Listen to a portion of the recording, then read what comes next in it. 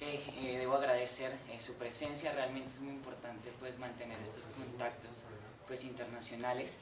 Lo que debo decir es que no es una pregunta tan técnica, pero sí quisiera hacer el siguiente ejemplo para intentar que ustedes respondieran una gran pregunta que me surge, y es, si yo fuera quien está pasando la crisis que está pasando ahorita con su país y usted fuera colombiana, ¿cuál sería su papel como estudiante para poder aportar desde su país, o por lo menos para ser crítico, o qué posición mantendría respecto al problema que yo estoy pasando? Porque eso me surge ahora.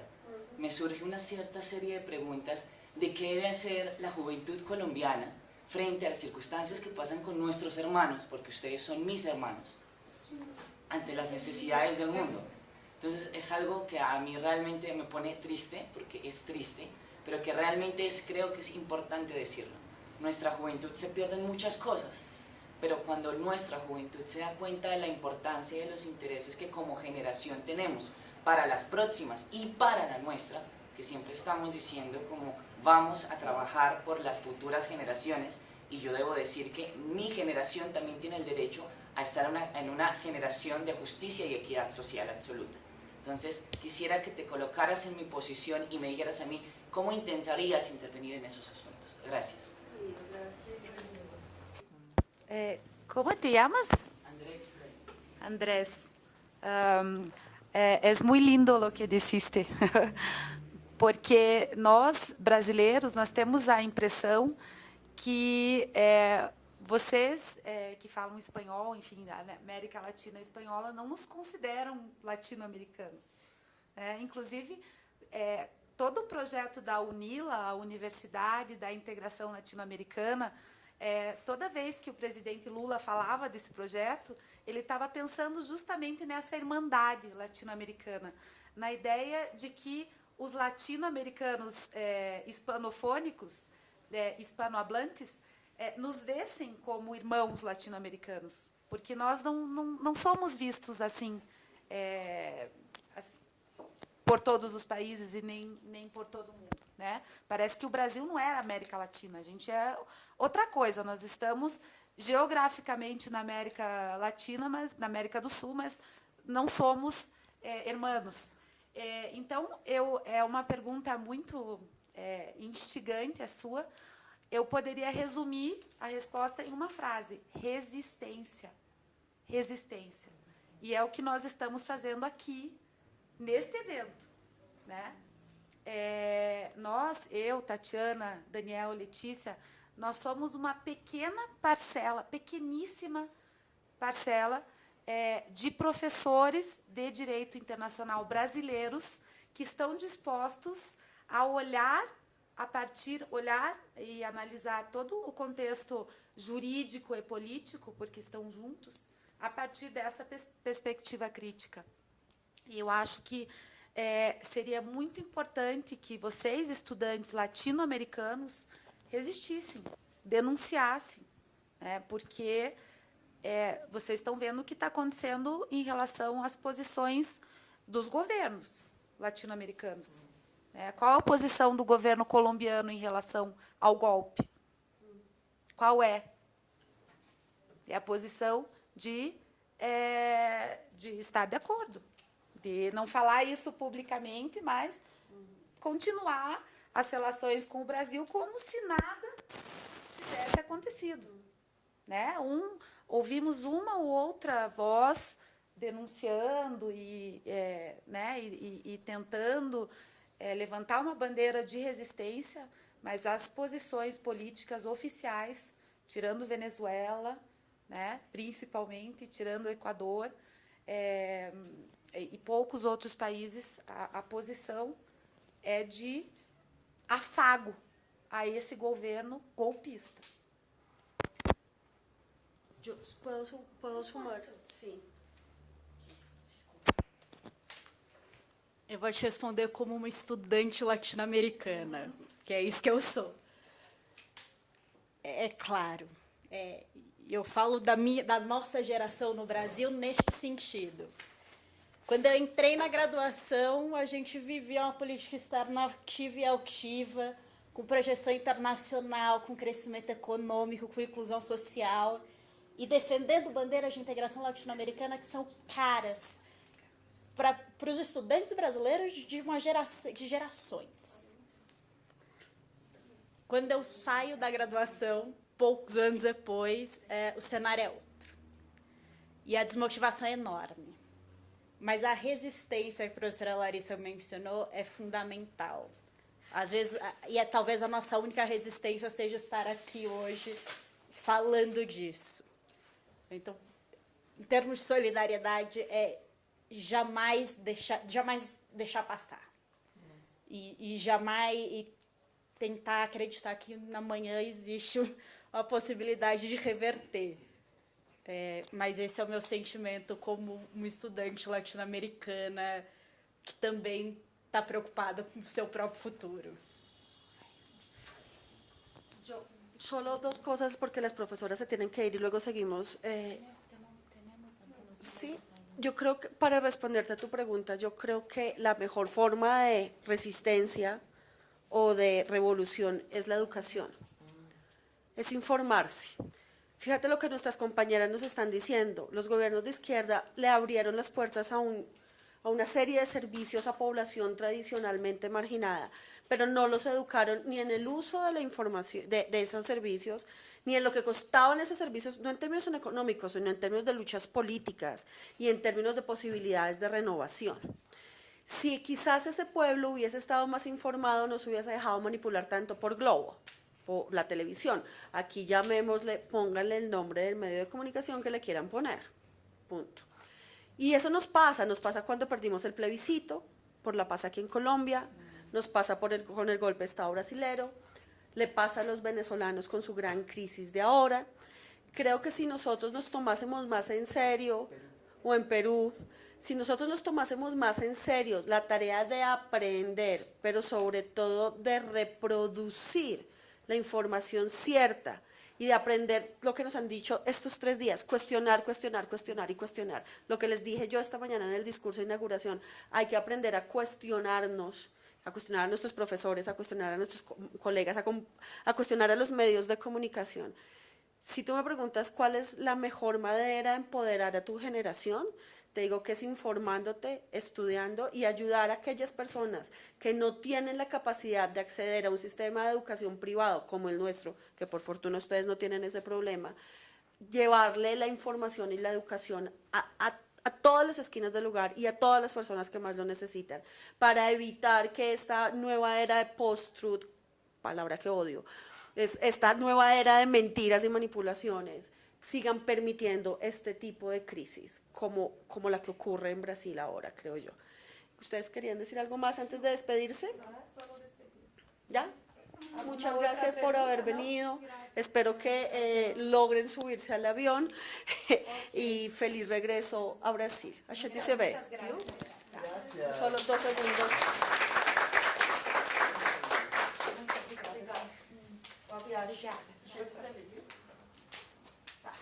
Bien. No crean que se van a librar. Todavía tenemos media hora antes de ir a la Copa de Vino.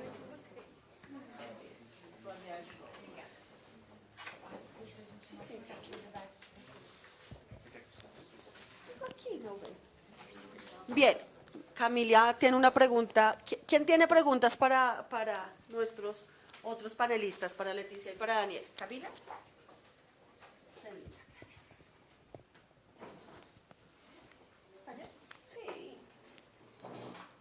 Bueno, un poco como en el marco en que estamos de la educación y un poco también con el tema de la seguridad, cómo hacer que este discurso como de la seguridad humana y de una nueva perspectiva como en derechos humanos llegue a estos sectores de la población que no, o sea, que son fácilmente manipulables y para los cuales todavía el discurso de la seguridad sigue un poco enfocado hacia la defensa militar, hacia el empoderamiento de las fuerzas de policía y pues digamos teniendo en cuenta un poco como la nueva perspectiva que ha intentado traer el Programa de Desarrollo de Naciones Unidas aproximadamente desde el 2005 con este tema de la seguridad humana y de unas nuevas perspectivas que no van solo hacia lo militar, sino a lo económico. Entonces, a lo económico, a lo social, a lo ambiental.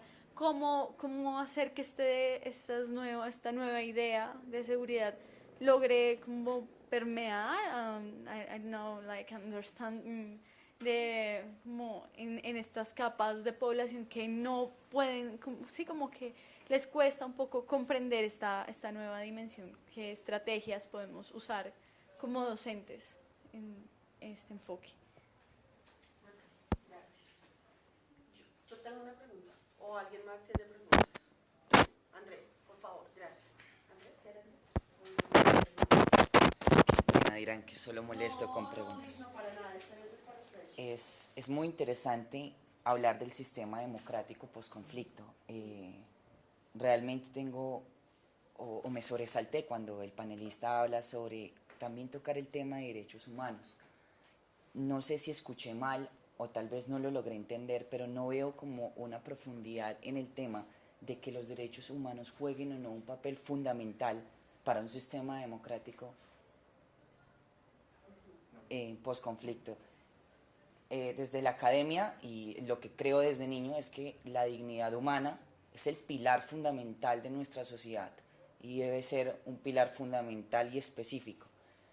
Y realmente tengo dudas sobre una elección libre en un país como el mío, porque muchas de las personas que habitan en Colombia son personas que no son conscientes de la realidad política y social y económica donde se encuentran viviendo. Entonces, ¿cómo lograr una elección libre, si se podría llamar así, para personas que desconocen su realidad en su país? Gracias.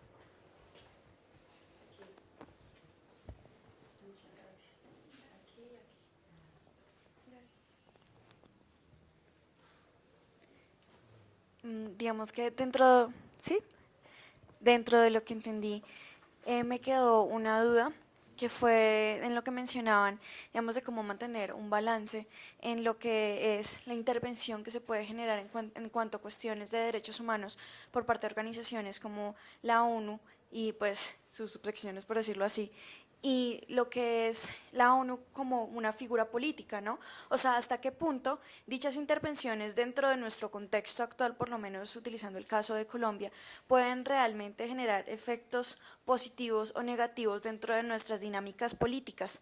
¿Por qué? Porque empieza a jugar precisamente aquella inyección de un poquito el imperialismo de lo que sería la democracia, la inyección de qué es la soberanía, digamos, en estos contextos. Digamos, tenemos claridad, digamos, dentro de precisamente los mismos conceptos que nos han brindado, que tenemos aquí establecidos, que los derechos humanos están más allá de todo eso, como ustedes mencionaron, si no estoy mal, partiendo de tratados y escogens y demás.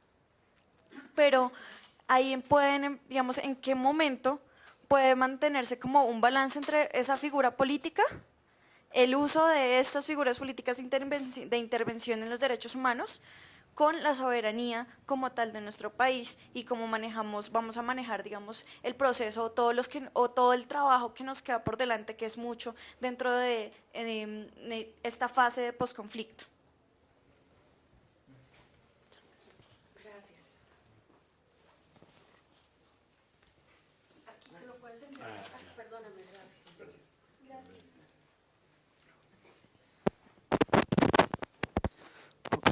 Hola. Hola. Ah, perdón. Qué horrible. Perdón. Ya. Bueno, buenas tardes. Buenas tardes. Yo sí quiero hacer una consulta, pero que escapa de repente un poco de lo que ustedes han planteado. Si bien pero que sí es importante para analizar, digamos, el impacto que la democracia y la relación de esta con el derecho internacional.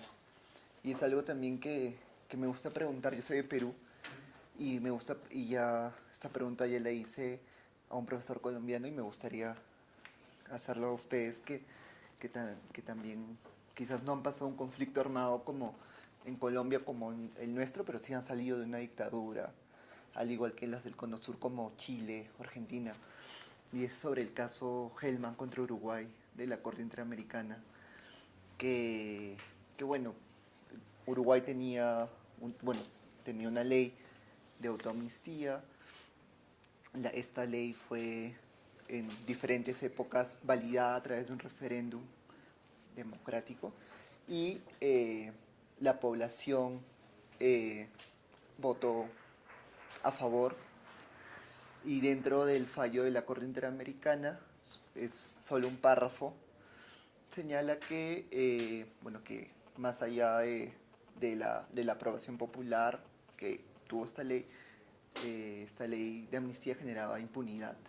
Incluso dentro de esta sentencia, la lucha contra la impunidad se consagra como una norma de ius cogens. Quisiera saber qué opinión tiene con respecto a este fallo y si digamos, actuar de este organismo internacional fortalece un Estado democrático o en tanto puede generar una situación de justicia para las víctimas o todo lo contrario. Muchas gracias.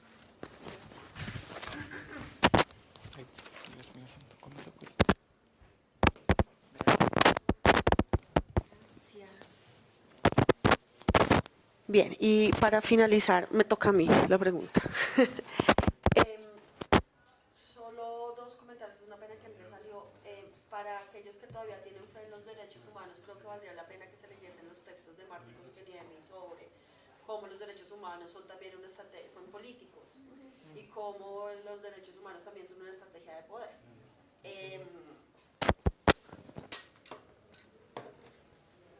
¿Ya?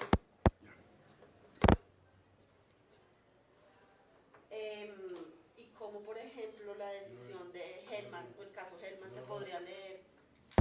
Ay, por Dios. ¿Qué pasa?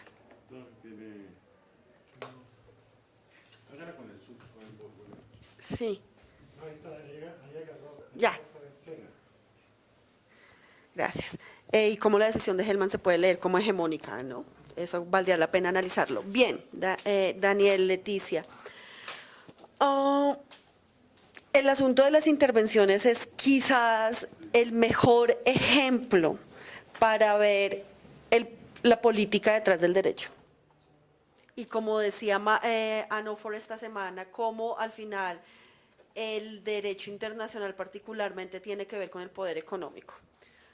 Y creo que hacia allá es a donde tienen que apuntar ustedes. No sé si ustedes quisieran, en esa parte que les falta del paper, sentarse a hacer el análisis de qué era lo que se perseguía de verdad con las intervenciones humanitarias decretadas por Naciones Unidas.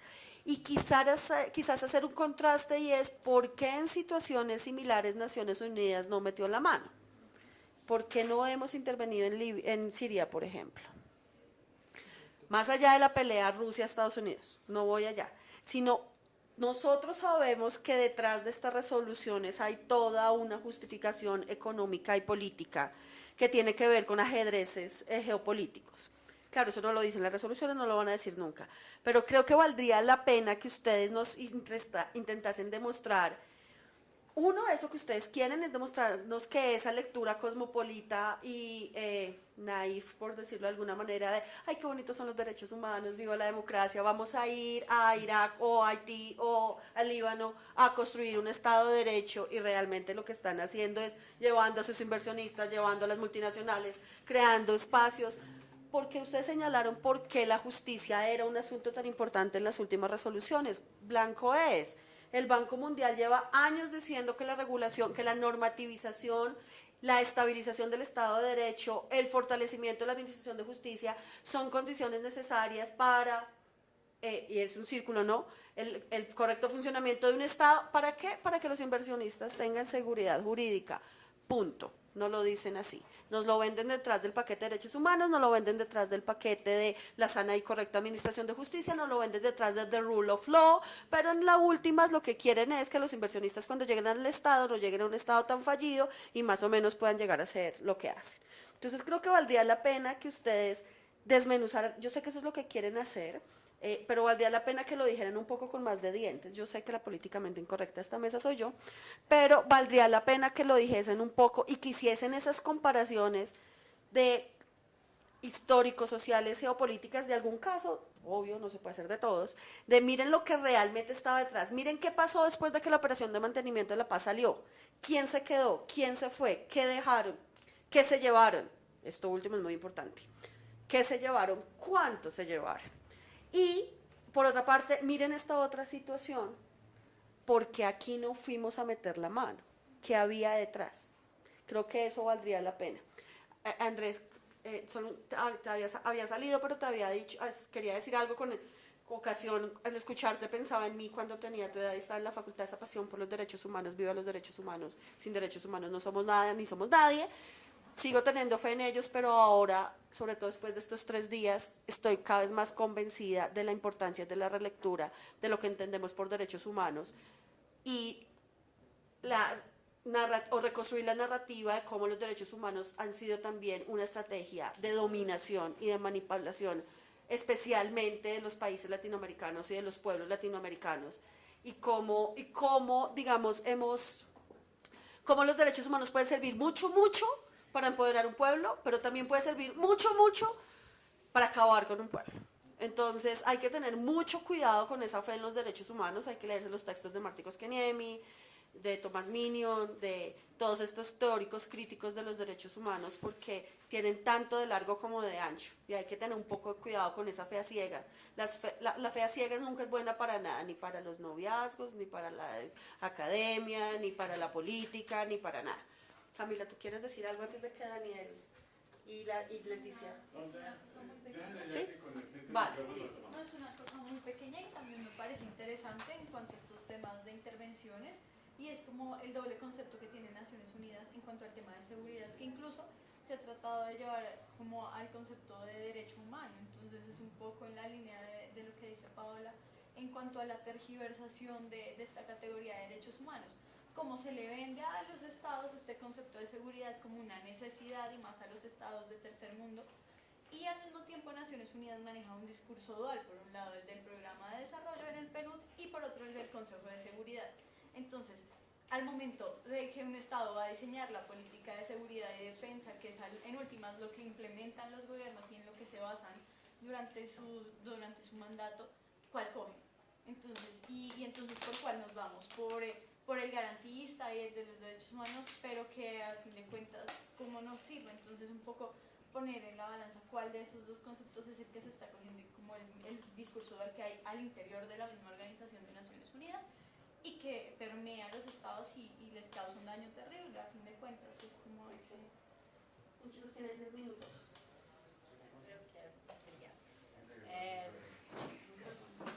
No, ¿sí o no? Sí, por favor. Ah, ok. Muitos apontamentos. Primeiro, obrigada por todos os apontamentos. E eu não vou conseguir cobrir todas as perguntas e vou deixar para que Daniel faça, mas começar por você, Camila. Quando você me fala de que existem duas noções, uma que é a da soberania securitária e outra é do desenvolvimento, eu venho das relações internacionais. Para mim, essa é a premissa. Eu acho as poucas conclusões que chegamos até agora é exatamente essa. A premissa é que existe uma contradição em si e que existe uma lógica política de poder. Esse é o começo do trabalho. Senão a gente não tinha essa proposição.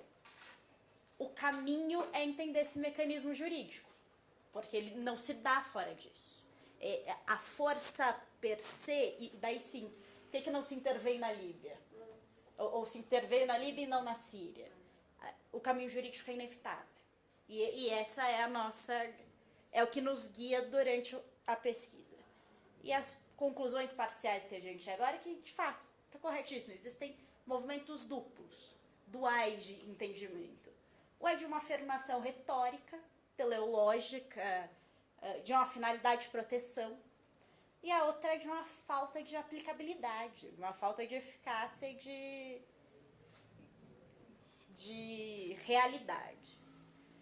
Então é isso, essa dúvida Para agora é a dúvida da vida, né, pra gente. Assim, é a premissa básica. E talvez eu seja politicamente incorreta hoje, porque eu parto...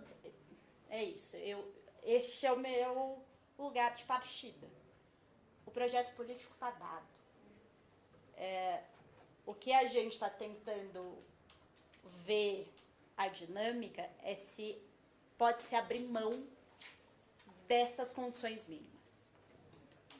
Hoje, exatamente por pensar que os estados responsivos, e daí, para a tua pergunta, o Estado tem que ser responsivo para que garanta esta soberania, para que garanta esses direitos, e é uma contradição em termos, porque você fala que tem que ter uma justiça internacional e que tem que aumentar as condições do Estado. É confuso, de fato. A impressão que eu tenho hoje, daí você pode me desmentir à vontade, é que não se pode abrir mão deste projeto político e que ele tem que ser apropriado por nós. Posso estar errado, mas pelo menos é o que a gente consegue olhar nesse estágio da pesquisa. Que sim, existe projeto político, que as relações de poder estão dadas, que é difícil pensar em eleições livres em qualquer circunstância, em qualquer contexto. Mesmo o paradigma estadunidense, enfim, o passado mostrou que é uma falha absurda. Apesar de tudo isso, apesar desses movimentos duais, dessas fotografias contraditórias, o modelo mínimo que está dado é talvez a nossa menos pior alternativa. Não falei. Bien, Leticia me dejó con... Bien, nada, ¿no? Entonces, cambio al español, al castellano, porque me parece que no me he hecho claro y una de las preguntas tiene que ver un poco con eso. Entonces, que no sé si me voy a hacer claro ahora, ¿no? Entonces, bien, pero me voy a intentar. La pregunta sobre de qué manera la seguridad humana puede llegar al pueblo, ¿no? Esa es una pregunta increíble porque tiene que ver con de qué forma que la base social de una determinada sociedad si maneja políticamente los instrumentos y la retórica que tiene a su disposición. Entonces me parece que, bien, es siempre una acción lista se acercar de la opinión de Paula, ¿no? Entonces me parece que, por ejemplo, aquí es imprescindible que haya una cuestión importantísima que es la educación, ¿no? Eso está dado, ¿no? Pero para allá, ¿no? Además, ¿no? Creo que una cosa que se puede, yo no veo con mucha simpatía el tema ese del cosmopolitismo, ¿no? Y de la sociedad civil global. Ya estuve ahí, ¿no? Y bien, no quiero también ser el cínico y tal, pero me parece que una cosa nosotros oímos en los últimos días y es muy bien y es correcto, ¿no? Bien, todo toda esa idea de sociedad civil global, organizada, influyente, esto puede servir a algo, ¿no? Esto puede servir para que, de facto, los movimientos sociales se apropien y se façam relevantes, tiene su importancia frente a los organismos internacionales. Entonces, yo creo que por ahí se puede, a partir de la sociedad civil organizada, se puede intentar se apropiar de algunos de los conceptos que viven en esta retórica de la política internacional, ¿no? Creo que esta apropiación y el uso y el manejo de estos temas se puede, y en los foros que son abiertos, ¿no? En Mercosur, en la ONU, en lo que sea, ¿no? Bien, la segunda, no sé si me he hecho claro, no he dicho que los derechos humanos no son importantes para el post-conflicto. Lo que yo he dicho es que para las resoluciones y para la ONU, bien, no es un tema de primera planta, de primera línea, ¿no? El tema de primera línea es el tema ese de las elecciones directas, lo que sea, ¿no? Y lo que son elecciones directas es algo nada sencillo. Y bien, este de la sí, ¿no? Entonces, los derechos humanos son algo que se quedan en un segundo plano, pero sí se nota, ¿no? Que empiezan a hablar de eso, y tiene toda razón cuando dice que no es posible hablar de una democracia vigorosa sino con los derechos humanos eficaces y verificados en realidad. Que es bien chistoso es que la idea de seguridad humana dialoga con una concepción de democracia y con una idea de seguridad que tiene que ver con algo próximo de la democracia de los europeos de los 60, ¿no? Del welfare state y tal, ¿no? Entonces eso incluso es algo a hacer pensar. Bien, ¿qué más? A ver. No me acuerdo quién, creo que fue su pregunta acerca de la legitimidad democrática de los tribunales internacionales, ¿no? Eso no es amigo Bogdan.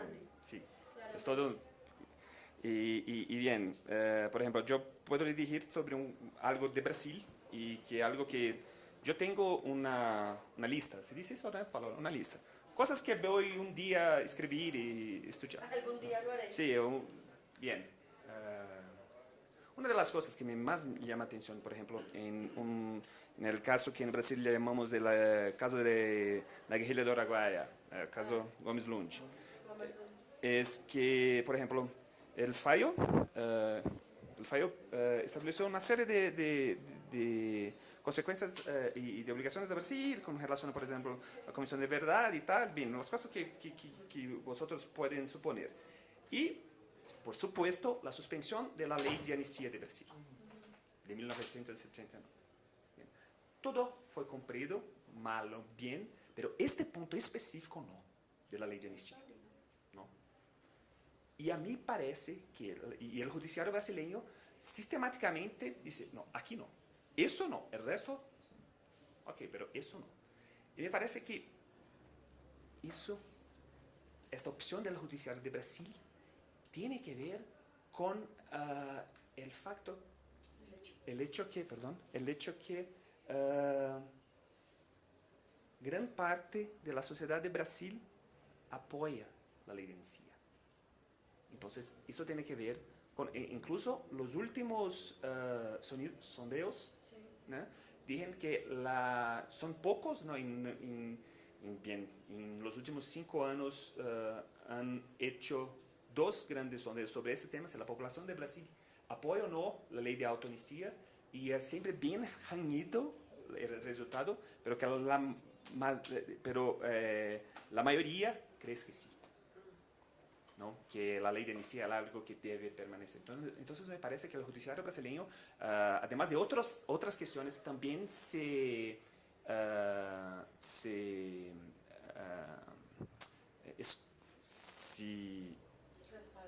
respalda en la opinión pública, ¿no? Entonces, bien, pero que ahí hay un tema, ¿no? Y un tema de déficit democrático, que es obvio, ¿no? Y creo que ustedes en Colombia tienen mucho más... bien, okay. No me voy, pero más que Brasil, Paula, porque Brasil es imposible, ¿no? Es algo que, en fin, la forma como Brasil y los brasileños, el orden jurídico de Brasil, la experiencia jurídica nacional en Brasil, dialoga y se relaciona con el derecho internacional como en siglo XIX, ¿sí? Es algo, es brutal, ¿no? E incluso cuando vengo acá a Colombia, es mi tercera vez acá y yo me siento muy feliz.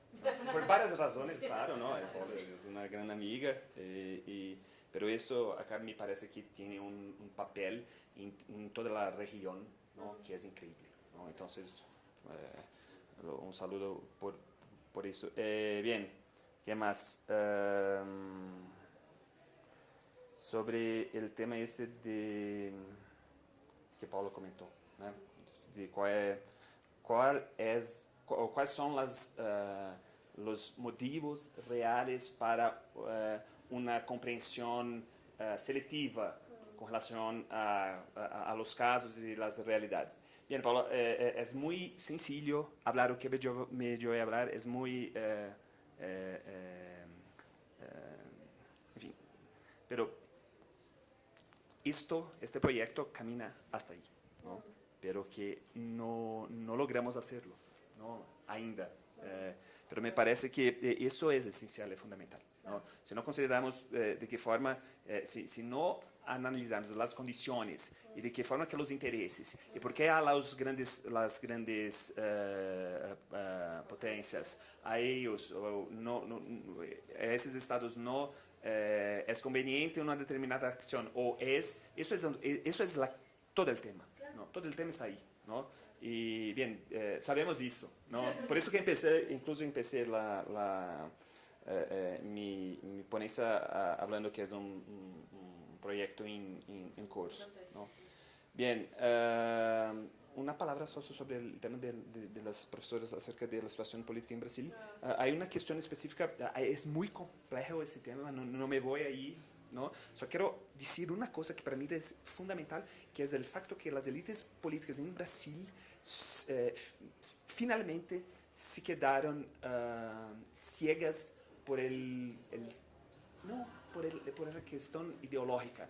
No consiguen más pensar un cálculo claro de interés nacional. No. Por ejemplo, eso que has comentado, no queremos más tener un rol importante en América del Sur, en Latinoamérica, no, a nosotros no interesa. Es un error histórico desde la perspectiva del interés nacional del país, ¿no?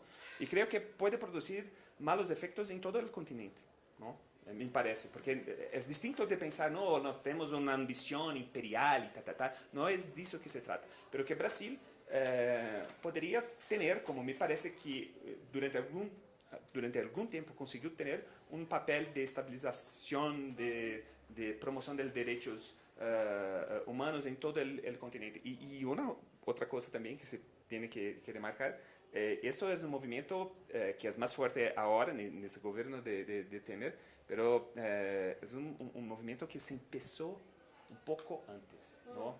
Me parece que es claro eso.